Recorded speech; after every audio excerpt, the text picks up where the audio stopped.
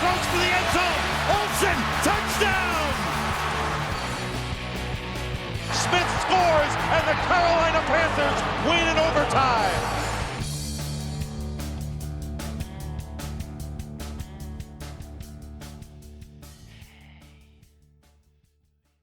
Bonjour à toutes, bonjour à tous et bienvenue pour ce 96e épisode du podcast. Thomas au micro et ce soir en compagnie de Franz et de Guillaume. Bonsoir messieurs, comment allez-vous ?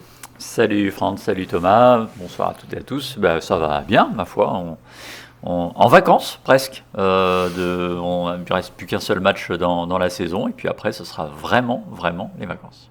Bonjour Guillaume, bonjour Thomas. Je disais dans le Discord du front office, je leur disais c'est incroyable. J'en suis déjà à 5 mock drafts de regarder sur les Panthers. Et le problème c'est que je connais pas les joueurs. Donc ça n'a absolument aucun sens de les regarder. Mais je pense que c'est ça le problème d'être un junkie. Je suis déjà à me projeter. Donc. Déjà en manque. Voilà, exactement. Alors on en avait parlé lors de la dernière émission. On a pris une semaine, on vous avoue, de battement entre le podcast de débrief de cette défaite contre les Rams et celui-ci. Donc celui-ci, on va s'attarder un peu sur notre ressenti un peu de la saison. Donc au programme aujourd'hui, un petit débrief global. Après, on va aller voir un peu le poste par poste. On va regarder un peu les joueurs en fin de contrat. Et enfin, on répondra à une partie de vos questions que vous nous avez posées les dernières semaines. Messieurs, moi, la question que j'ai envie de vous poser, c'est qu'est-ce que vous avez pensé globalement de cette saison ? Rapidement. Globalement, moi personnellement plutôt satisfait et je pense qu'on peut que l'être. D'abord parce que champion de division, quoi qu'il arrive, même si le bilan n'est pas forcément positif, on va dire de point de vue numérique, arithmétique, le titre est là, donc déjà ça c'est joli. Et puis on a vu surtout une belle progression par rapport à la saison dernière qui vient continuer une bonne série avec des joueurs à des postes importants qui ont montré des belles choses pour la suite, qu'il faudra confirmer maintenant. Ouais, tout à fait. On fait des épisodes avant le début de la saison pour essayer de ressentir la température de l'eau et d'imaginer ce que ça va donner. Et on a donné le bilan qu'on espérait voir et il se trouve qu'on a exactement vu celui-là. Donc, mission réussie. C'est très bien. On a vu la progression qu'on voulait voir. On a eu quelques certitudes. En tout cas, des certitudes pour la saison prochaine. Peut-être pas pour l'avenir des 10 prochaines années, mais en tout cas pour l'année prochaine.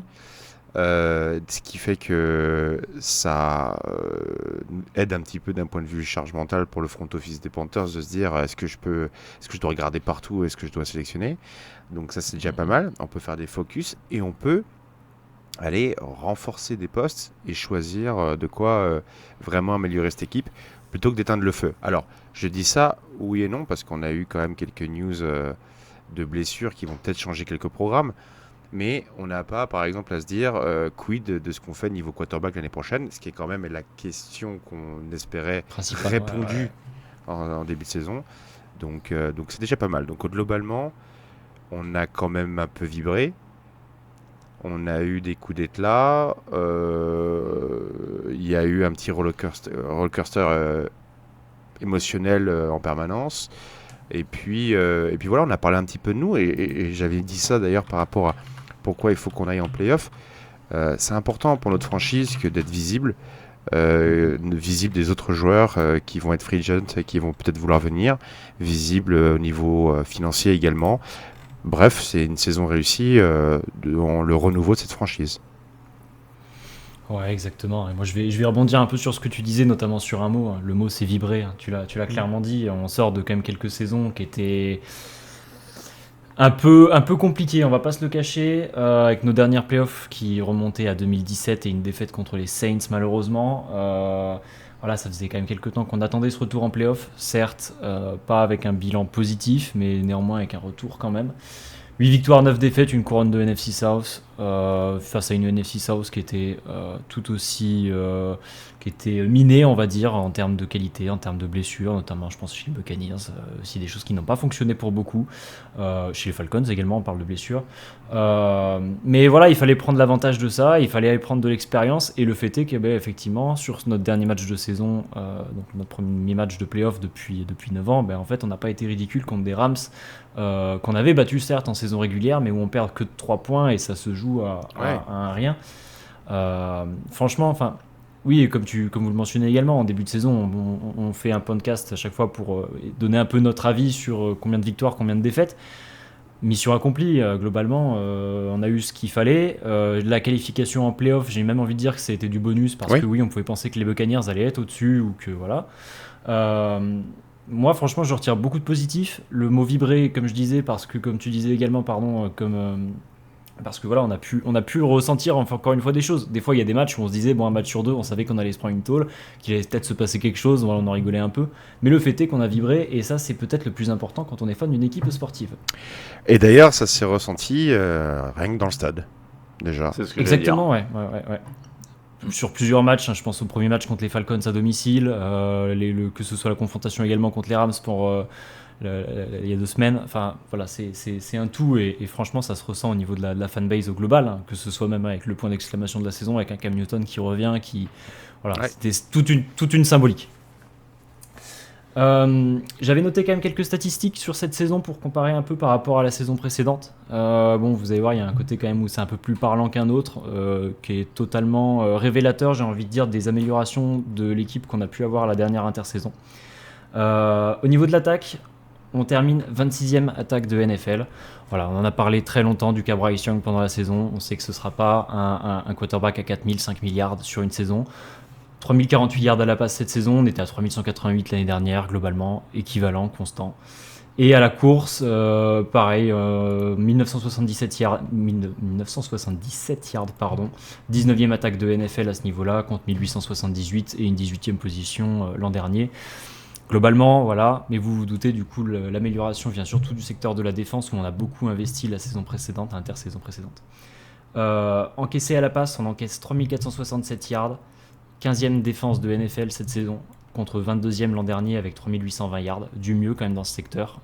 Il y a eu des ajouts quand même qui ont fait du bien. Tout n'est pas encore optimal, on a encore eu quelques petits soucis, mais globalement avec un JC Horn en forme, on va en reparler dans les notes juste après, mais voilà. Et surtout, je pense là très clairement, c'est la défense contre la course.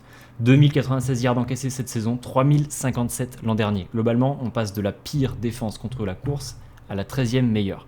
Franchement, et on aura l'occasion d'en reparler, mais le front office a quand même fait un travail absolument phénoménal sur ce niveau-là. Ouais, c'est ça, c'était l'investissement clé de l'intersaison, hein, ça avait été annoncé clairement. Après, il ne faut pas oublier que l'an dernier, il n'y a pas d'Eric Brown toute la saison. Oui. Et quand on voit la saison qu'il a fait, on devine assez facilement l'impact qu'il aurait pu, qu'il n'a pas eu justement l'an dernier, et la différence que ça aurait fait dans les chiffres. On n'aurait clairement pas pris 3 milliards à la course avec Derrick Brown la saison dernière, même avec le roster sans les ajouts. Et après, oui, offensivement, alors j'ai pas regardé, c'est vrai qu'on n'a pas fait le décompte, mais alors ça aurait été intéressant de voir par rapport à la saison dernière, parce que c'est vrai que c'était la deuxième moitié de saison qui était un peu plus étincelante, on va dire, de la part de Bryce Young. La première moitié de saison a été un peu plus en dedans, et c'était un peu la même chose cette année, j'ai eu l'impression. Mais comme tu le dis, voilà, on n'a pas un quarterback qui va affoler les compteurs d'une semaine à l'autre. C'est pas non plus vraiment ce qu'on lui demande, donc je suis pas étonné qu'on ait une attaque qui soit à peu près dans les mêmes eaux, quoi, milieu deuxième moitié de tableau, quoi. C'était l'investissement, pas de l'intersaison précédente, mais de l'intersaison encore précédente. Donc là, ce serait cohérent de comparer l'exercice 2023 et 2025, mais voilà, surtout sur la défense. Pardon, excuse-moi, Franz, je t'ai coupé. Ah non, c'est très juste, ça, tout est très juste. Le côté up and down, il se joue poste par poste également. Donc Bryce Young, il a eu des moments de très haut, des moments de très bas. Nos running backs ont eu des moments de très haut, des moments de très bas. On a un Xavier Legette qui se cherche encore. un Jalen Coker qui a demandé du temps pour éclore et une star receveur en rookie, donc c'est un rookie. Une OL qui a changé plus de 10 fois dans la saison. Donc offensivement, c'est un peu logique que de voir que statistiquement, ça reflète un petit peu notre résultat global finalement dans la saison, c'est-à-dire moyen, et avec des hauts et des bas. Ce qui est important, c'est d'avoir un plancher qui soit assez haut pour être en sécurité et pour mettre en confiance notre défense. Et ça, c'est là où on va falloir travailler. Que le plafond soit haut, on a vu qu'il pouvait être très haut. On l'a vu face aux Rams en wildcard.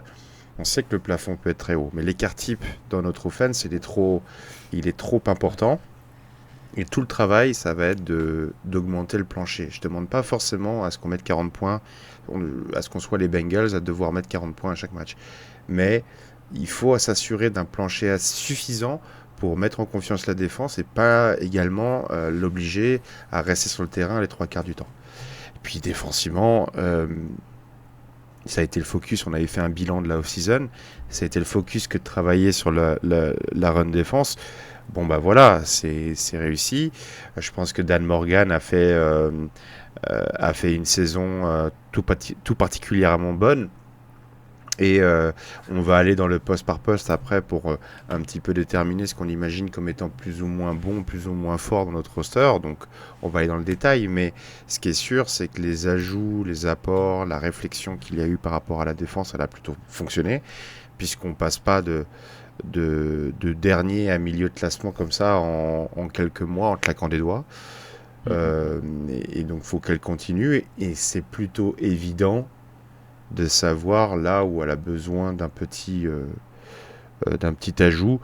J'ai pas d'ailleurs donc il y aura des épisodes sur la free agency, la préparation de la free agency et de la draft, bien entendu, vous aurez tout ça, mais je sais que dans notre conducteur on note les coachs.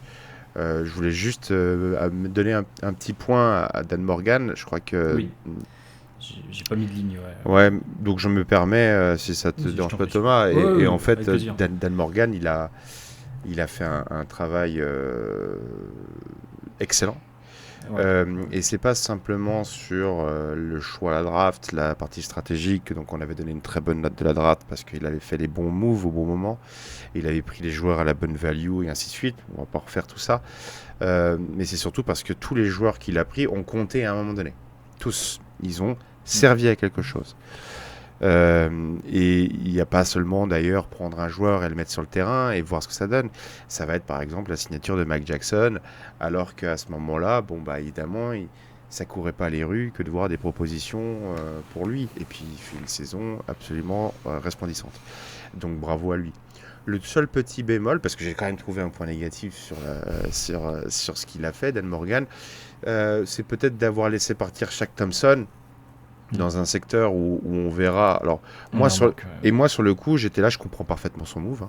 Il y croit plus, les blessures, il est peut-être un peu vieux et qu'il faut faire de la place. Et peut-être que Shaq Thompson demandait trop. Bon bah il se trouve qu'il a fait une saison à $1 million du côté $1,200,000 du côté de Buffalo en étant titulaire. Et on a vu qu'il a fait beaucoup de bien du côté de Buffalo. Et je pense qu'on va pas avoir une note incroyable au niveau des linebackers et qu'il aurait servi à quelque chose cette saison. Donc mon seul petit point négatif, ce sera celui-là. Très bien. Non mais voilà, je te rejoins totalement bien sûr sur Dan Morgan. On en avait pas mal parlé au moment à l'époque bien sûr où il était arrivé, avec quelle partie de responsabilité il pouvait avoir en fait dans les choix précédents des précédentes intersaisons, et là bah en fait le fait est que pour l'instant ça clairement ça lui donne confiance et ça lui donne pas confiance, mais raison. Donc voilà, je propose qu'on bascule du coup au débrief poste par poste. Bon, la question de Jalen 17 qui était quels sont les postes à besoin pour la saison prochaine. On va pas y répondre tout de suite, bien sûr, on va y répondre, je pense que ce sera assez visible au niveau des appréciations qu'on va mettre. Je propose qu'on commence tout de suite par le nerf de la guerre, le poste de quarterback. Franz, tu mentionnais que voilà, on n'avait pas besoin d'aller en chercher un et que c'était pas du coup une interrogation. Guillaume, je t'en prie si tu veux attaquer. Bah moi j'ai mis une note de B pour Bryce parce que ça a mis un peu de temps. On a quand même eu un peu peur. Comme je disais, on a eu une deuxième moitié de saison l'an dernier qui laissait présageait de belles choses. C'était un peu la douche froide en début de saison quand même, parce que on l'a vu retomber dans ses travers, on ne comprenait pas trop comment il avait pu régresser entre guillemets par rapport à ce qu'il nous avait montré sur la deuxième moitié. Et puis il a fait la même chose cette année dans la deuxième moitié de saison, quand les matchs comptaient sur les fins de match toujours, il est toujours aussi clutch. Donc voilà, je lui ai trouvé une note un petit peu, j'allais dire moyenne plus pour une saison moyenne plus. Je trouve que c'était une note qui lui correspondait bien. Bon, je suis globalement d'accord. J'ai mis B+, parce que je voulais, l'encourager. J'ai mis le petit plus parce que j'ai aimé deux choses que je voulais revoir plus régulièrement.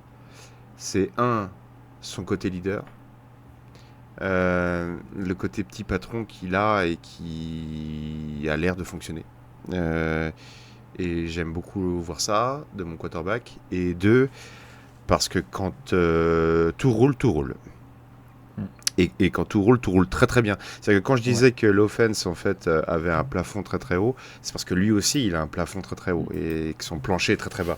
Mais et rien que pour ça déjà, ça peut aller dans les deux directions. Mais si ça va dans la bonne direction, ça peut être haut et il s'est bien bagarré. Il a un beau mental. Et il y a un truc qu'on peut pas lui reprocher, c'est de capituler. Hein. Donc rien que pour ça, je rajoute le petit plus. Ouais, moi j'ai globalement été d'accord avec vous, hein, j'ai mis B. Alors je précise d'emblée, on a pour une fois en avance en fait à vote découvert, on n'a pas fait le choix de se les masquer, hein, mais on est globalement tous à peu près d'accord sur les éléments. Je précise que j'ai un peu des fois les notes les plus basses, mais je suis quand même très content de la saison, je précise par avance. Je ne suis pas le pessimiste, je suis du coup aujourd'hui le rôle du pessimiste, pas moi. Mais voilà. Non, j'ai mis B aussi, hein, voilà, globalement très très satisfait de cette saison. Oui, il y a eu des moments. J'ai pas mis B+ parce c'est vrai qu'il y a eu quelques moments où quand même on a pu se dire merde, il fait encore des erreurs des fois un peu bêtes, mais globalement voilà, comme tu dis, comme tu le mentionnes, il y a ce côté leader, il y a ce côté il y a eu de la vraie progression quand même cette saison, j'ai trouvé, et le fait de partir sur la saison prochaine et de pas se dire merde, on va aller regarder les prospects à la draft, c'est quand même une bonne satisfaction, et voilà, on va laisser venir la saison prochaine et on en parlera encore, je pense, pour le prochain podcast, mais voilà. Running back, je me permets de commencer, messieurs, sur celui-là. Je suis parti sur un B-, moi, de mon côté. On avait deux coureurs de très bonne qualité en la personne de Rico Dowdle et Chuba Hubbard. On a eu malheureusement une blessure de Chuba en début de saison qui ne l'a pas aidé. On a eu un Rico qui a très bien pris le relais pendant quelques matchs avec des très très très gros matchs en all-purpose. Voilà, j'ai pas mis plus parce que par moment je trouve qu'il nous a quand même manqué quelque chose. C'est totalement corrélé des fois aux décisions du coach, donc les données ne sont pas toujours indépendantes les unes des autres, mais voilà, je suis parti sur un B- de mon côté. Ouais, moi j'ai mis un tout petit peu plus, j'ai mis B parce que j'aurais pu m'arrêter à B-, c'est plus, comme tu le mentionnais, le côté blessure qui pour moi a impacté notamment le Chuba Hubbard, qui a eu un petit peu de mal à son retour de blessure. Est-ce qu'il est revenu trop tôt? Je sais pas, mais en tout cas on a vu qu'après il a retrouvé le niveau qui avait été le sien la saison dernière, malgré une petite baisse, j'allais dire globale, des deux running backs principaux que tu mentionnais en fin de saison. Mais pareil, je pense que c'est lié aussi au play calling qui des fois s'en éloignait un peu, et je suis pas sûr que ce soit vraiment la valeur intrinsèque des joueurs qui soit responsable de ces mauvaises stats, quoi. Alors, je voudrais juste apporter une précision. En tout cas, mes notes, moi, c'est un petit peu au reflet de ce que j'espérais en début de saison. Pas vraiment la valeur intrinsèque des joueurs ou du roster. Et donc, moi, en voyant un Chuba Hubbard à ce niveau-là et en rajoutant Rico Dowdle, en draftant Etienne, je m'attendais à mieux. Voilà. Donc j'ai mis B- également. Et le B-, c'est parce que la lettre B vient du fait que quand même on a eu des très très gros matchs de Rico Dowdle qui nous ont sauvé les fesses. Mais le moins, c'est parce que le côté Dancy et le côté j'ai pas ultra confiance. Je suis pas serein et j'aide pas mon quarterback. Il y a eu trop de fois où on a dit que le running game n'a pas aidé le quarterback. Oui, ça peut venir de la ligne. Oui, ça peut venir du coaching staff. Mais on a été également très très honnête quand on disait que Chuba tirait la charrette, ou on disait que Rico il commençait à être un peu fatigué, ou qu'il a peut-être caché une petite blessure parce qu'il jouait un contrat, le mec. Et donc, à l'arrivée, moi, j'ai été un peu embêté de me demander avant le début du match si j'allais avoir un running game performant ou non. Et donc, rien que pour ça, je suis obligé de baisser un petit peu la note. Moi, je te rajoute juste une petite précision avant qu'on enchaîne. J'ai inclus, moi aussi, c'est aussi pour ça que j'ai mis un tout petit peu plus que vous, tout ce qui est en jeu de screen, où là, pour le coup, moi j'ai trouvé que notamment Chuba Hubbard a été plutôt bien sur les screens, et que ça a justement, pour le coup, quand le running game, vraiment jeu de course au sol, n'était pas forcément très efficace, il y avait une petite screen de temps en temps qui venait dépanner, donc voilà. Ouais. Je précise ça. T'as raison. Ça fait partie du métier. Ouais. Ah bah oui. Franz, tu veux attaquer sur les receveurs? Ouais, alors moi, le corps de receveur, je lui ai mis la très belle note de A-. Et c'est peut-être un peu trop haut, j'en conviens. Mais ça fait combien de temps, et alors là, je pense qu'on peut remonter à très très loin, ça fait combien de temps qu'on n'avait pas été autant excité d'un corps de receveur à la fin d'une saison? Parce que je rappelle quand même, quand on va au Super Bowl, notre corps de receveur, c'est pas le plus flamboyant de la ligue. On va quand même avec Ted Ginn Jr. Au Super Bowl, je rappelle. J'ai cococherie. Oh là là. Ah, mais c'était un catch de toute façon. Oui, c'était un catch de toute façon, exactement. Désolé, je suis navré d'avoir ramené ces douloureux Ces souvenirs. noms-là. Et là, ça va avec ce que je disais au début avec Dan Morgan, si tu veux. C'est le reflet même d'un front office qui a très bien fonctionné. Alors oui, Xavier Liguette, bien sûr, Xavier Liguette pris à la fin d'un premier round, et il n'est pas normal qu'il soit aussi mauvais. Bon, bah ok, il est mauvais, fine. Mais derrière, on n'insiste pas, si tu veux. On a compris très vite, on lui a donné sa chance. On n'a pas insisté, on a su se remettre en cause et le mettre dans d'autres dispositions pour essayer de le faire réussir. Déjà, ça, c'est déjà pas mal. Et puis, on prend un free agent, un undrafted free agent, et on le fait progresser petit à petit, on entend des choses, et puis on le fait vraiment progresser comme un Pokémon, et il devient la star qu'il doit devenir. Et puis on draft un receveur numéro 1, et je pense qu'il y a plein d'équipes en NFL qui se cherchent encore à ce poste, coucou les Bills. Et donc du coup, nous on peut se dire et on peut se targuer d'au moins espérer que ça dure et avoir les éléments en tout cas pour y croire. Il va peut-être être rookie de l'année.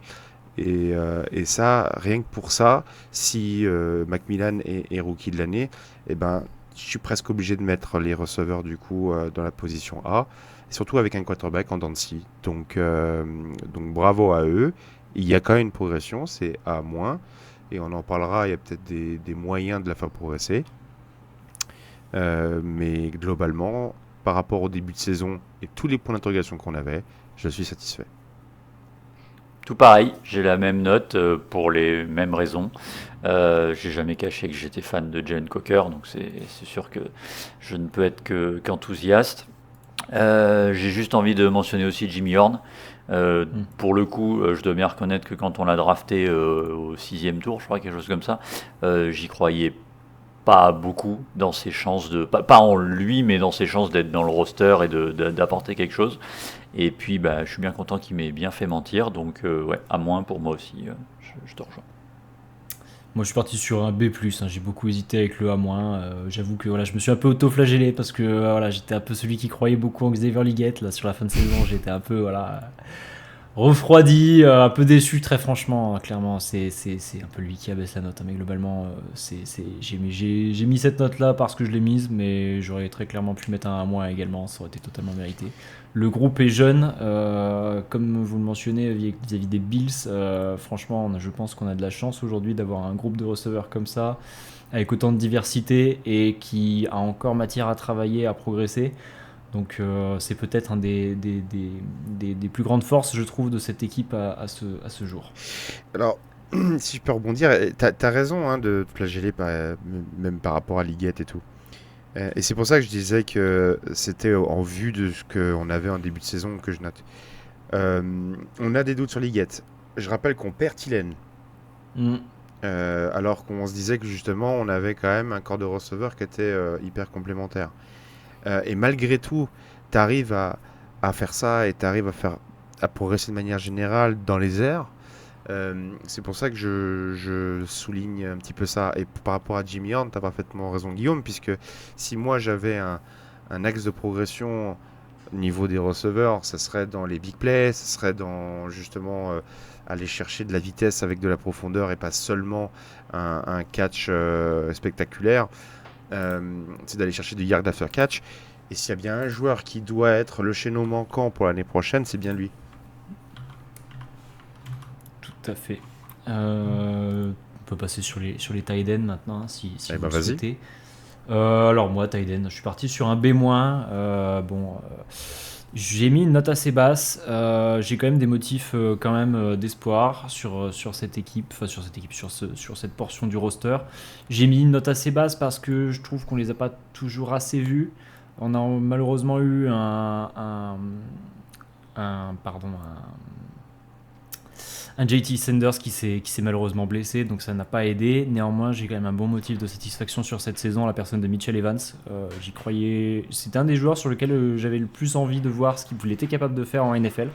Et là, il s'est montré présent sur quelques catchs assez cruciaux par moment. Il y a encore des axes de progression en termes de bloc, en termes de tout ça, mais globalement, je suis très satisfait quand même. Bon, la note ne reflète pas du coup totalement mon avis, mais très satisfait de ce groupe. Ouais, moi j'ai mis B, pareil, je pense que c'est un des postes où on pourrait peut-être espérer un peu mieux, en tout cas avoir un vrai titulaire numéro 1 à ce poste, mais comme tu le dis, c'est vrai que la blessure de Sanders n'a pas aidé. Et oui, Mitchell Evans, belle surprise de le voir confirmé comme ça sur la draft. J'ai presque envie d'ajouter aussi Bryson Treman, même s'il n'est pas vraiment tight end, il est wide receiver un peu costaud, on va dire. Mais voilà, j'ai envie de le mettre aussi dans ce moule des joueurs qu'on n'attendait pas forcément, ou en tout cas quand tu regardes le roster en début de saison, c'est pas un nom vraiment claquant. Et en fait, il a fait des belles choses. Eh ben, moi j'ai été bien positif, j'ai dit B+. Pourquoi j'ai mis B+? Parce que j'ai beaucoup réfléchi sur les tight ends dernièrement et honnêtement, il y a combien d'équipes qui ont un tight end vraiment au-dessus du lot? Dominant. Pas beaucoup. C'est très rare. Ouais. T'as les Kelsey, t'as les Kittle, t'as les Gronkowski qui n'est plus là. Tu vas en avoir quelques-uns qui ont ce côté all-around tight end, bloqueur, réception, soupape, capable de courir tous les tracés, intelligent, qui ne fait pas de flag. Il n'y en a pas beaucoup. Et en fait, là, tu regardes que la plupart des équipes en NFL, qu'est-ce qu'elles ont? Elles ont un comité de tight end qu'elles mixent sur du personnel 12, du personnel 13, parfois du personnel 22, afin de pouvoir aider leur ligne. Et on les voit beaucoup bloqués et de temps en temps faire un catch. Et donc, du coup, il y a cette espèce de mix. Et donc, moi, c'est le groupe de tight end que je salue. Et c'est l'utilisation. On a vu les trois dans la saison. Ouais. Quand si tu fais attention, on a vu les trois. On a vu les trois performer à des moments différents quand on avait besoin d'eux. Et Un peu clutch, ouais. Quand même, même un peu clutch, t'as raison. Et je trouve que potentiellement, ton mec dominant, c'est peut-être Mitchell Evans. Je pense que s'il y en a un des trois qui a la capacité de faire tout, c'est ouais. peut-être lui. C'est lui. C'est peut-être lui. Alors je mets un B+ encourageant pour qu'on ait la bonne idée de continuer sur cette voie-là. Et je vois beaucoup de drafts là qui nous mettent un tight end au premier tour. Pour le moment, je suis pas convaincu du tout de l'idée. Et je serais plutôt à me dire que je préfère renforcer nos schémas pour les mettre dans les meilleures conditions et les faire progresser. Les trois sont jeunes.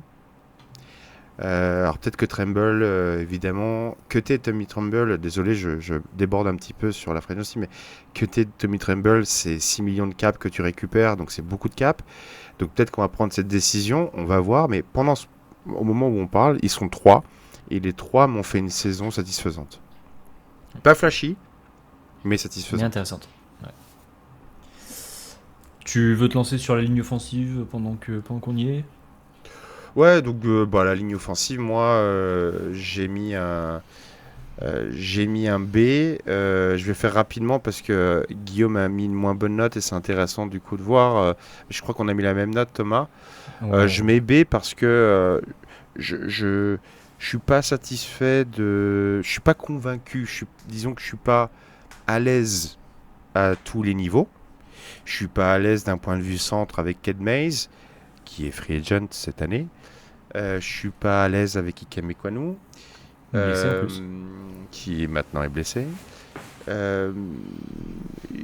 Mais c'est pas une mauvaise saison. Donc c'est pas une mauvaise saison. C'est une ligne dans les statistiques, c'est une ligne offensive moyenne de NFL et qui a énormément changé dans la saison. Donc c'est compliqué pour moi de venir taper. De l'évaluer. Voilà, de l'évaluer. T'as pas ton meilleur garde de quasiment toute la saison. Ouais. Donc du coup j'ai un petit peu du mal. Il y a des choses que j'ai beaucoup aimées, des choses que j'ai bien moins aimées. Donc c'est un B. Voilà. Bah voilà, tu l'as dit, mon B-, il vient de là, le moins. C'est qu'en fait, ça a tellement tourné. On a eu tellement, je crois, 14 ou 15 combinaisons de lignes différentes. En fait, c'est hyper compliqué pour moi de trouver une note globale. Enfin, je veux dire, tu pars sur une saison où tu finis, donc tu l'as dit, Ekwonu s'est blessé. Tu as Christensen qui est blessé pour la moitié sur la moitié de la saison. Tu as Cade Mays qui a été blessé une bonne partie. Tu as Corbett qui a manqué une partie des matchs aussi. Moton en a manqué un ou deux. Robert Hunt a manqué toute la saison. T'as guère que Damien Lewis qui a été là du début à la fin, et on a vu qu'à la fin il finit quand même un peu sur les rotules. Chandler Zavala, il a été blessé deux ou trois fois sur hier, donc c'est hyper compliqué à vraiment trouver la continuité qu'on avait pu voir l'an dernier. Et donc c'est pour ça que j'ai pas pu monter plus haut qu'un B-, justement parce que c'est ça qui m'a manqué en fait. Je comprends parfaitement. Bah globalement, hein, comme tu mentionnais, Franz, pas beaucoup de choses à ajouter en plus de mon côté. Hein. De toute façon, vous avez tout dit. J'ai mis la note de B également. Clap de fin sur l'attaque, j'ai envie de dire. Guillaume, tu veux te lancer peut-être sur la défense, les defensive tackles? Ouais, bah sur la D-line, moi j'ai mis B+. Derrick Brown, déjà lui tout seul, il vaut une bonne partie de la note, de par ce qu'il a apporté et de par ce qu'il a fait progresser les joueurs autour de lui. On a plusieurs fois mentionné Sean Robinson qui faisait des gros matchs quand Derrick Brown était là et qui faisait un bon match aussi. Donc voilà, on sent qu'il a vraiment fait pierre angulaire de cette D-line. Et globalement, la défense contre la course, elle commence là. Et ça a été une vraie amélioration par rapport à l'an dernier. Il y a eu un investissement massif sur ce poste, et voilà, c'est important de voir que les résultats ont été là. Donc oui, moi j'ai été satisfait de ce que j'ai vu. Il y a eu de la pression sur le quarterback aussi, presque plus souvent par là que par l'extérieur. On va y revenir après. Donc non, globalement satisfait, ouais. Écoutez, moi j'ai mis la note de B, hein, voilà, globalement, comme tu le dis, hein, Derrick Brown compte pour beaucoup dans cette partie et les renforts qu'on a pu lui mettre autour en fait ont assez bien fonctionné car il était là effectivement donc bon voilà pour moi il y a quand même eu une très bonne amélioration et quand on voit en fait ce que j'évoquais juste avant, hein, la quantité de yards à la course qu'on bouffe en moins, on a quand même une réduction d'un tiers de ce qu'on a pris l'an dernier, certes avec la présence du coup de Derrick Brown qui n'était pas là la saison précédente. Mais pour autant, voilà, il y a quand même eu c'était un vrai axe de progression et ça l'a été sur cette saison-là.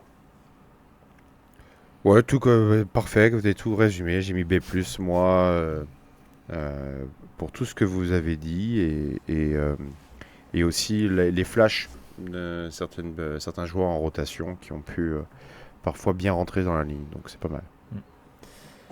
Bah Franz, à ce moment-là, moi je te propose de te lancer sur nos outside linebackers et linebackers, même si tu le souhaites. Alors, les outside linebackers, ça va être un peu moins. Donc là, on va un peu dans le dur. On dégrade. Moi, j'ai mis C-. Alors, j'ai mis C- de manière encourageante. Je mets C- parce que je pense que c'est pas évident pour les joueurs qui étaient à ce poste de s'exprimer quand l'identité n'était pas claire au départ. Sur ce que tu voulais, l'identité défensive même de Jiro Evero. Il a beaucoup bougé et après il a su montrer de l'adaptation mais avec une identité. Donc on a mis du temps à se lancer. On avait un corps d'outside linebacker plutôt jeune et avec des vétérans moyens. Les vétérans moyens ont déçu. Les jeunes ont montré de très très très belles promesses. Mais j'aurais aimé qu'ils jouent plus.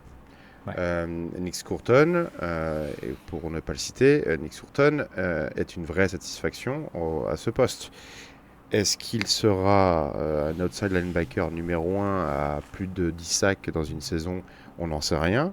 Mais tout ce on a vu un mec intelligent, un mec fort, un mec qui progresse, un mec qui est bien meilleur contre la course qu'on peut imaginer, qui sait dropper en zone et qui a progressé tout le long de la saison. Donc rien que pour ça, déjà, ça fait des points. Et moi, Princely, j'aurais aimé le voir plus. On s'est tapé, parce qu'Ijero, il est amoureux de son DJ Wonum, là. Donc on se l'est tapé à mort, mais j'aurais bien aimé voir beaucoup plus de package avec Princely, qui a montré des flashs plutôt très intéressants. Donc c'est moins parce que j'ai encore des points d'interrogation, qu'on sait qu'il va falloir renforcer ce poste, qu'il y a des vétérans qui vont partir, et puis Pat Jones s'est blessé dès le début de la saison, donc ce qui était censé être notre edge rusher numéro 1 n'était pas là. Bah ouais, moi c'est à peu près la même lecture que toi. C'est vrai que j'ai beaucoup aimé Scurton et le reste c'est un peu plus limité. Du coup bah j'ai mis D+, on va dire un D+ d'encouragement. Ouais, voilà. Voilà, c'est clairement voilà, on le sait, on va spoiler un peu, mais c'est clairement l'axe numéro 1 de progression pour l'intersaison à venir. Donc voilà. On va suivre ça. Moi, je me suis arrêté à D+, mais les raisons sont à peu près les mêmes que les tiennes, la même lecture. Non, c'est ouf, parce que pour une fois, du coup, c'est moi qui ai la note la plus haute. Bon, ouais, très clairement, comme le dit Franz, il l'a mentionné, c'est plutôt pour les jeunes hein, que je suis monté un tout petit peu plus haut. Je comprends. Ouais, c'est ça. Pour moi, en fait, il y a un vrai motif d'espoir à ce niveau-là. Hein. Human Millen et Scurton ont montré de très bonnes choses. On en avait parlé au moment de leur draft. On savait que Scurton, il y avait potentiellement un vrai joueur à aller chercher par là. Et globalement, il a quand même montré de très belles choses. Donc ouais, non, pour moi, voilà, ça part sur un C à ce niveau aussi. Mais c'est un axe de progression, mais ça se trouve, il est là, la solution, elle est déjà dans l'effectif. Et ça se trouve, la solution, elle viendra pas d'un OLB, elle viendra peut-être de l'intérieur de la ligne. Parce que si t'es en 3-4 avec un intérieur de la ligne ultra dominant, ça fait plus d'espace pour tes edge rushers et tu peux te permettre du coup d'avoir des edge rushers qui sont plus contre la passe. Genre un Princely par exemple, si tu peux le mettre dans des schémas où il va attaquer le quarterback, il n'a pas à penser au jeu contre la course parce qu'il sait qu'il a des coéquipiers qui vont s'en occuper, il va être performant. Donc la solution, elle est peut-être là. Si tu mets English Courton et Princely en même temps et que tu as un gros corps de defensive tackle qui est là pour arrêter la course, c'est peut-être Princely qui va te faire tes 10 sacs, tu vois. Donc tout est une question d'équilibre et de rotation correcte. Exactement, ouais, exactement.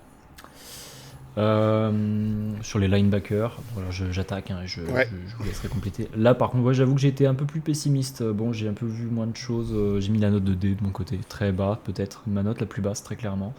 Clairement pour moi, il a manqué quelque chose à ce poste-là. Il y a eu quand même quelques ajouts. Roseboom a pu montrer des choses. On en avait un peu peur, et Franz, toi, peut-être le premier. Au moment de sa signature l'intersaison précédente. Mais pour moi, il manque encore du poids, et tu mentionnais le cas Shaq Thompson, hein, qui est parti pour Peanuts du côté des Bills. Ça aurait peut-être été pertinent de le conserver pour deux aspects, l'aspect sportif, où même il sortait quand même de blessures, il y avait des questions qui se posaient sur son niveau, mais il y avait quand même une question aussi de leadership sur ce noyau-là. Est-ce qu'elle a pu être complètement complétée? Je ne sais pas. Aujourd'hui, on sait qu'on a des joueurs quand même qui peuvent valoir le coup à ce poste. Mais c'est peut-être avec les outside linebackers l'un des postes où j'aimerais le plus voir une progression et un renforcement pour la saison prochaine. Ouais, moi j'ai été un peu plus généreux, je suis allé jusqu'à C+. Alors, pareil, un petit peu comme comme la lecture de France, c'était par rapport aux attentes de début de saison. Ouais, J'avoue que là, pour le coup, je m'attendais vraiment à pas grand-chose, et j'ai été plutôt bien satisfait, donc forcément j'ai une note un peu plus positive. Pour Shaq Thompson, je rappelle juste que normalement, effectivement, sur le côté leadership, normalement il y avait Josey Jewell qui était là en début de saison, et malheureusement il a dû prendre sa retraite à cause des blessures et des commotions à répétition. Donc tu te retrouves avec un Roseboom qui normalement devait être un peu moins présent sur le terrain, et qui s'est retrouvé propulsé linebacker numéro 1, et on l'a vu en début de saison, c'était too much pour lui. Trop de responsabilités, trop de pression entre guillemets, mais après, une fois qu'il est retourné dans son rôle de blitzer, exécuteur, il a été plus à l'aise. Il y a des faiblesses contre la passe, aussi bien pour lui que pour Trevin Wallace, qui lui aussi a fini blessé. Et une petite mention pour Chirellus, qui a quand même admirablement remplacé en fin de saison, et pour le coup je n'en attendais pas grand chose à la base, donc j'ai été jusqu'à C+, pour toutes ces belles surprises. Et moi je suis entre vous deux avec C, donc vous avez tout résumé. J'ai fait par rapport au début de saison, j'avais été très critique, je savais que c'était notre point faible, on l'avait identifié, la couverture n'était pas là. Jewell, le départ de Shaq Thompson, tout ça, vous avez tout dit, c'est parfait. Trevin Wallace ne joue que 12 matchs cette saison, c'est lui qui avait la pastille verte, c'est lui qui reprenait le flambeau de capitaine de cette défense au milieu de terrain. Tu l'as plus, franchement, ça aurait pu être pire, quoi. Donc c'est pas ouf, bien entendu. Roseboom a fait du Roseboom, il a été exactement au niveau, même plus de ce qu'on espérait. Jamais il pourra te donner plus, c'est clair et net. Donc voilà, c'est un niveau, je m'attendais à pire, donc c'est un petit peu mieux. Donc voilà, mais c'est la faiblesse. Tu disais que le poste de LB était peut-être la priorité numéro 1 de cette off-season. Je le mets très proche avec le poste d'inside linebacker, qui est un poste qui est en train d'être dévalorisé en NFL. C'est le running back de la défense. Ça m'attriste énormément, mais ça se voit clairement que ça va être un chantier. Et j'espère qu'on va l'adresser, et ne serait-ce que d'un point de vue numérique, puisque à un moment donné on se retrouvait quand même j'ai failli rentrer sur le terrain, quoi. Donc ça allait pas être bon quand même, hein. Donc voilà pour le poste des linebackers. Si tu veux attaquer en même temps sur les defensive backs, Franz. Ouais, du coup, ce qui se passe derrière, c'est que il a fallu faire le taf d'un point de vue safety. Alors on a fait simple, on a mis defensive back, on n'a pas séparé. Mais tu as raison, faisons simple. Du coup, il y a une petite moyenne. Moi, j'ai mis B+, parce que je suis très surpris de la qualité de, j'ai un trou là, de Trevon Moehrig, qui a été au four et au moulin pour nous. Et comme on n'a pas été bon d'un point de vue inside linebacker, on lui a demandé de faire tout. Et il a été excellent Sur des blitz, un peu partout. Il était partout. Il a même servi d'outside linebacker à certains moments. Oui, il a un défaut de couverture qu'on avait identifié et c'était clair et net, mais il contribue à l'amélioration de la défense contre la course. Donc on peut pas dire la défense contre la course elle est meilleure et être content et après se dire que Moehrig a trop de défauts et que non, il l'a pour ça. Il a été très visible. Très très visible et je trouve qu'il a sauvé pas mal de fois les fesses de ses petits camarades safety sur lesquels j'ai beaucoup tapé, notamment Nick Scott qui fait lui une saison très moyenne et puis après il y a les corners et les corners Jesse Horn quand il est sur le terrain c'est le top de la ligue et ça sent évidemment et Mike Jax du coup c'est peut-être le meilleur CB2 de la ligue cette saison. Donc c'est le très gros niveau de satisfaction à ce niveau-là. Donc je pense qu'il va y avoir un effet boule de neige. De toute façon, les colonnes vertébrales en défense, on sait comment ça marche. Si tu mets de la pression sur le quarterback, tes linebackers derrière sont meilleurs, tes safeties sont meilleurs, tes corners sont meilleurs. Enfin bon, bref. Donc, mais d'un point de vue DB, ouais, B+, parce que c'était quand même solide overall. Ouais. Je me permets, Guillaume, parce que moi j'ai mis un B, globalement, totalement en accord avec ce que dit Franz. Sur le groupe au global, voilà, bon, il y a eu quelques joueurs un peu qui ont pu nous décevoir, notamment sur certaines actions, par certains moments, mais globalement assez satisfait de la performance globale qu'on a pu avoir cette saison sur ce groupe-là. Ouais. Ouais, moi j'ai même été un petit peu plus généreux que vous, pardon. J'ai hésité à moins, j'ai même été jusqu'à A au final, parce que j'ai pas réfléchi à un MVP, mais je pense que Moehrig sera pas loin d'être dans la conversation, comme tu le disais. Horn et Mike Jackson, c'est un top duo de corner dans cette ligue. Et puis même quelqu'un comme Shaw Smith-Wade, on l'a vu, alors pas toujours à son avantage, mais il a été un peu là. Comment Corey Thornton aussi, avant sa blessure, il a fait 2-3 arrivées. Et en gros, le seul petit reproche que je leur fais, c'est dans ces couvertures un peu trop précautionneuses, on va dire, par moment, où ils avaient tendance à laisser 10 yards au receveur, et du coup, voilà, tout de suite, ils trouvaient une place juste juste derrière les linebackers.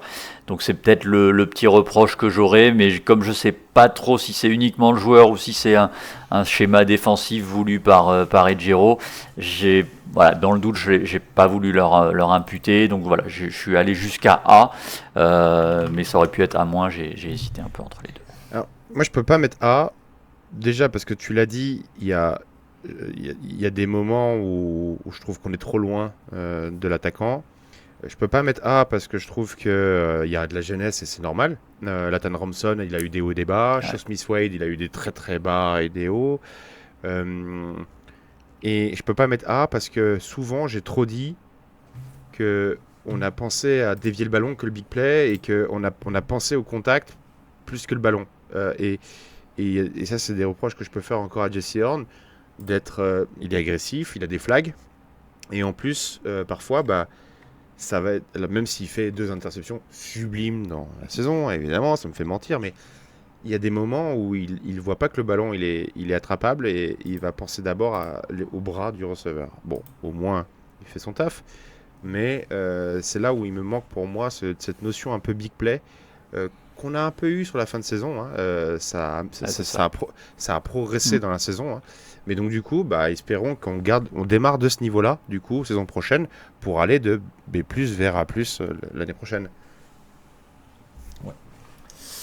Il nous reste deux éléments, hein, donc la special team. Je me permets de commencer.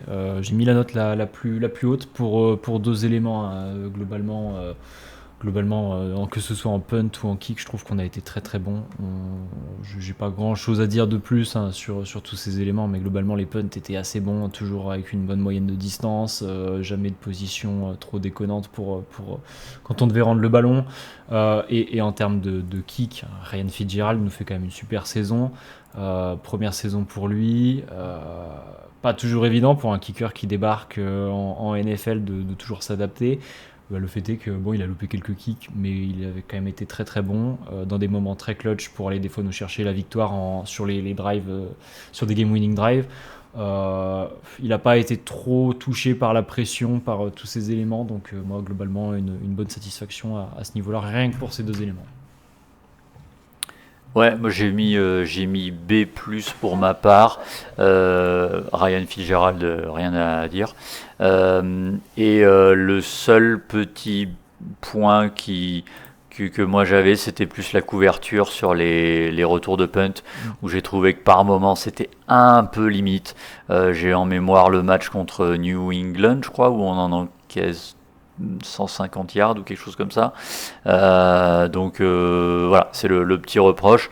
Après, sinon, globalement, ça fait le taf. Comme je le dis, ça faisait longtemps. Alors évidemment, je dis ça et puis il en a échappé un et demi lors du match de playoff, mais ça faisait longtemps que j'étais pas trop inquiet sur les retours de punt de notre côté, mais voilà, j'ai été jusqu'à B+. Ouais, moi je reproche juste il n'y a pas eu une grosse action de notre part en retour de coup de pied. Aussi. Voilà. Bon, on n'a jamais dépassé vraiment les 35 yards. On n'a jamais eu à un moment donné un coup d'éclat. On a un peu changé. On est passé de Etienne à Xavier Liguette parce qu'il fallait bien le mettre à quelque part. Donc bon, voilà. Mais sinon, très content du punter et du kicker.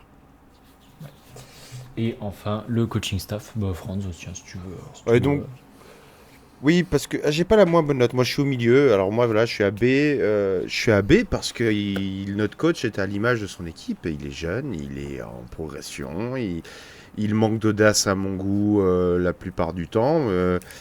C'est pour ça d'ailleurs que moi, j'étais pas à taper sur lui, sur le flip-flicker qui amène le fumble parce que je trouve que c'est un peu incompréhensible, mais c'est tenter quelque chose que personne n'imagine.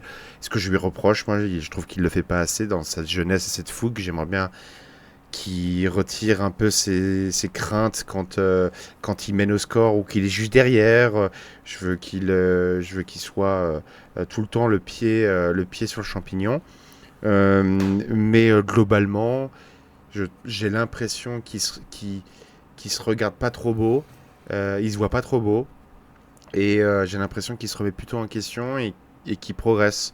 Et puis c'était pas évident pour lui, hein, avec tout ce qu'on dit sur Bryce, sur Tepper, machin. Donc, et je salue quand même le cœur à l'ouvrage qu'il met. Je voudrais qu'il soit un tout petit peu plus naturel en conférence de presse, mais bon, ça c'est les défauts de communication que moi je vois de temps en temps qui m'énervent, mais sinon je trouve qu'au bord du terrain en tout cas il tient ses hommes et ses hommes ont envie de travailler pour lui, et ça c'est déjà important. C'est déjà un bon début. Ouais, c'est justement, tu vois, super transition, parce que c'est par là que j'allais attaquer, parce que globalement j'ai la même lecture. J'ai mis un B+, le petit plus d'encouragement, on va dire, pour espérer, comme tu le dis, d'avoir que maintenant il va être un petit peu plus confort, parce que lui aussi quand même il avait un peu de la pression en début d'année, donc mine de rien, j'espère que ça va un petit peu l'encourager. Et puis ouais, je sens qu'il y a une vraie bonne relation avec le vestiaire. Le discours il marche, il passe auprès des joueurs, la philosophie elle a l'air de bien passer, donc non, moi j'ai été jusqu'à B+, parce que pareil, confirmation et progression sur l'ensemble de la saison. Ouais, moi je suis parti sur un B-, mais globalement je vous rejoins bien sûr totalement sur ce que vous avez pu dire. J'ai mis B- parce que voilà, apparemment il y a peut-être eu quelques trucs qui ont pu être un peu, je vais pas dire saoulant, parce qu'en fait saoulant le terme est beaucoup trop fort, il est disproportionné par rapport à ce que je pense, mais voilà, des fois ça clique pas trop. Mais voilà, comme vous le dites, il est jeune, et ça fait pas longtemps qu'il est head coach, il va continuer de progresser, et il se remet en question, et c'est tout ce qu'on demande pour l'instant à ce niveau-là, quoi. Ça fait même pas longtemps qu'il est en bord de ligne, puisqu'il n'a été Oui. qu'une année coordinateur avant d'arriver à être coach. Donc, Exactement. Alors, on devait parler des joueurs en fin de contrat. L'horloge tourne un peu. Moi, je vous propose qu'on en parle plutôt dans le prochain, sinon ça risque de faire peut-être un peu lourd. Mais du coup, le fait d'avoir parlé des coachs va nous permettre de nous lancer parfaitement sur une nouvelle question de Jalen 17. Est-ce que c'est pas le moment de prendre un vrai offensive coordinator et que Canales lâche les appels? Bah, moi, je l'ai dit, hein, tout au long de la saison, j'étais plutôt content globalement de ce qu'on a proposé en appel de jeu offensivement. Tout n'a pas fonctionné, bien sûr. Il y avait des décisions où des fois c'était un petit peu incompréhensible. Mais après, voilà, est-ce que c'est un problème d'appel? Est-ce que c'est un problème d'exécution aussi des fois? Mais moi, jusque-là, je trouve que notamment sur la deuxième moitié de saison, on a vu une progression. Et jusque-là, je vois pas matière à remettre en question ça. Et je pense pas que lui, de toute façon, ait envie de lâcher le play calling. Non.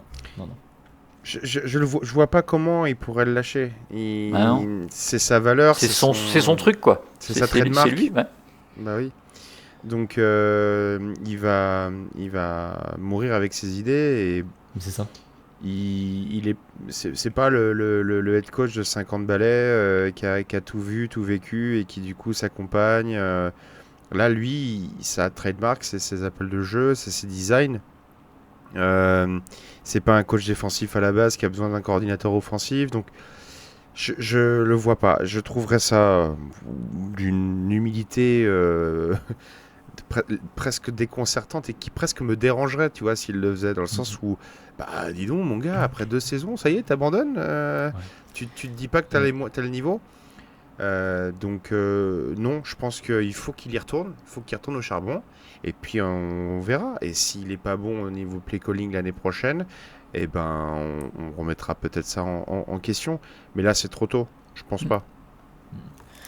Bien sûr, totalement d'accord avec ce que vous avez dit. Pour moi, effectivement, s'il lâche le play calling offensif, il y a clairement une espèce d'aveu d'échec. Et en fait, en l'occurrence, si ça se passe, en fait, entre guillemets, il faudra pas longtemps avant qu'il saute, entre guillemets, je pense. Du moins, la NFL actuelle fait que ça laisse, entre guillemets, présager très peu de doutes dans ces cas-là.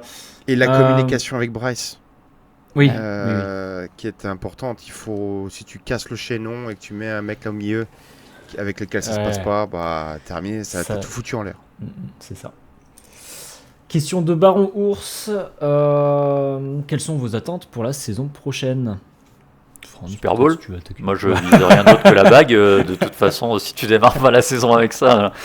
Non, après, plus sérieusement, continuer la progression. Ça veut dire retourner en playoff déjà.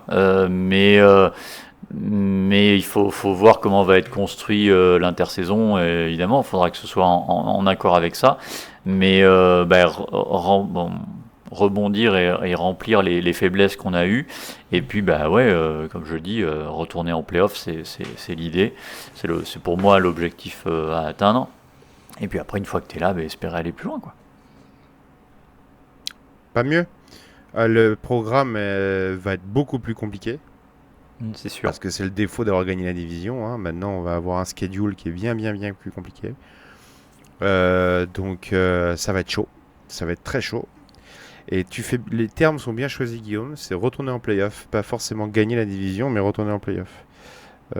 Parce que derrière, ça se renforce aussi. T'as des Bucks qui vont revenir, t'as des Saints qui ont montré des choses, t'as des Falcons qui... Nouveau coaching staff avec Bijan Robinson, Drake London et Dutati. Stefanski et compagnie. Il y a un monde où la NFC Sud, c'est pas rigolo dans 2 ans. Hein. La NFL est pas prête pour ça. Après 5 ou 6 ans d'être presque le paillasson de on sera de pas la très ligue, loin des 7 ans. on n'est pas prêt. Hein. On sera pas loin des 7 ans. Bien sûr, pareil que vous. Voilà, l'objectif, ça va être de continuer sur la lancée, de pas avoir pas de recul, parce que sinon, il y aura clairement aussi un sentiment d'échec, très clairement. Après, voilà, c'est sûr que le planning de la saison prochaine est assez relevé, mais voilà, ça va être aussi un défi à relever. Et on sait que l'équipe a encore les moyens de s'améliorer, qu'il y a du cap space un peu, qu'il va pouvoir y avoir des choses. Mais ça, bien sûr, ce sera au programme de la semaine prochaine, ou dans quelques semaines. Voilà, comment on arrive à se caler, tout ça. Et dernière question, voilà. Enfin, après, on y a globalement répondu. C'était une question de Pyro38. Tout d'abord, bravo pour cette saison. Sans parler forcément de nom, quel type de poste à renforcer pour cette intersaison, draft et free agency? Je pense que du coup, on a été un peu clair quand même au fil de cette émission. Globalement, on va encore axer, j'imagine, un peu sur la défense avec ces outside linebackers et ces linebackers et ce noyau dur. Voilà, la colonne vertébrale de la défense et puis peut-être un petit receveur en plus un peu big play. Et puis après, il faut voir ce que Jonathan Brooks devient et à voir s'il est prêt à démarrer une saison en NFL au poste de running back, ce qui ferait qu'on aurait à nouveau 3 running backs. Exactement. Et puis peut-être un petit left tackle dans le lot quand même. Ouais. Ah, oui, parce que je l'ai oublié, ça a mais un petit peu changé les plans. Mais ça, on en parlera peut-être un peu plus la prochaine émission. Exactement. Messieurs, encore une fois, un plaisir pour moi d'enregistrer cette émission avec vous. Partagé. Et Franz, si tu veux, je t'en prie, je te laisse. Ouais, pour ceux maintenant qu'on connaît les affiches l'affiche du Super Bowl, n'hésitez pas. Il y a une soirée Super Bowl organisée au Bellucci's de Gare du Nord, donc rue de Dunkerque. Ça démarre dès le début de soirée, dès 20h. Il va y avoir des animations, des lots à gagner pour vous faire patienter avant le match à minuit et demi. Le lien sera dans la description dans le tweet, ouais, exactement. Pour pas très cher, vous avez une place privatisée, plein d'écrans, des fléchettes, comme je disais, les animations, les burgers, wings à boire, tout ça devant le match. Donc n'hésitez pas à prendre votre place, c'est encore possible, il y a encore de la place. Et puis venez célébrer le dernier match de la saison avec pas mal de comptes de fans de la commu française de fans. Et puis voilà, le front office, le foot de A à Z sera là. Il y a des gens de TDA, de Touchdown Actu qui seront là. Et puis voir Sam Darnold jouer un Super Bowl, c'est quand même pas tous les jours. Voilà. On est à 60 minutes d'aller dans un multivers, mais de je sais pas quoi. D'un truc unique, oui. Là, c'est... C'est incroyable, mais ouais. Moi, de toute façon, je l'ai toujours défendu, hein, vous le savez, c'est mon quarterback depuis toujours. Vous pouvez écouter tous les podcasts précédents. Je pense que vous m'entendrez pas dire un truc négatif sur lui. Ou alors c'est vraiment... je pense que c'est un montage. Je pense que c'est du deepfake. Mais... C'est fou ce qu'on fait avec l'IA maintenant. Donc voilà, venez. Exactement. Merci messieurs de m'avoir accompagné une fois de plus pour cette émission. Merci Thomas. Et puis il ne me reste plus qu'à vous souhaiter une bonne fin d'écoute et puis on vous dit à la prochaine pour du coup parler draft et free agency. Allez, ciao. Keep pounding.